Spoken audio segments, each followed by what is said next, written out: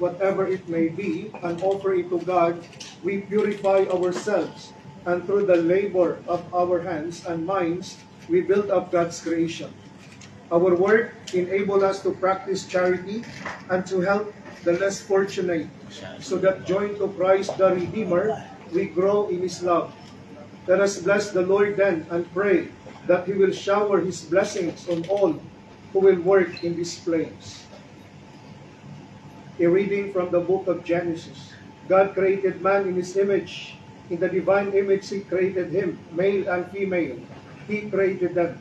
God blessed them, saying, "Be fertile and multiply. Fill the earth and subdue it. Have dominion over the fish of the sea, the birds of the air, and all the living things that move on the earth." God also said, "See, I give you every seed-bearing plant all over the earth, and every tree that a seed-bearing fruit on it to be your food, and to all the animals of the land, all the birds of the air, and all the living creatures that crawl on the ground. I give all the green plants for food." And so it happened. God looked at everything He had made, and He found it very good. The word of the Lord. Thanks be to God. Responsorial Psalm. Lord, give success to the work of our hands. Lord, give success to the works of our hands. Before the mountains were begotten, and the earth and the world will brought forth, from everlasting to everlasting you are God. Response. Lord, Give success to the work of our hands.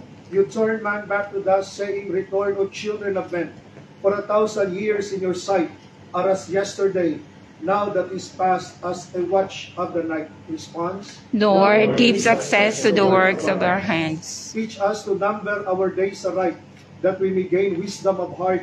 Return, O Lord, how long?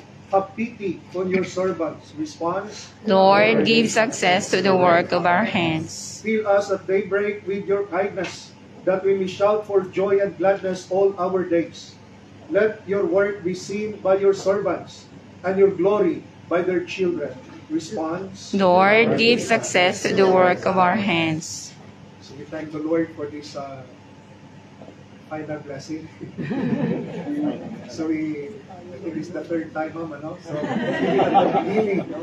We blessed before we start, and then the second time was Thanksgiving, and now the fullness. So good reminder for us, no? The first reading that we have just heard, no?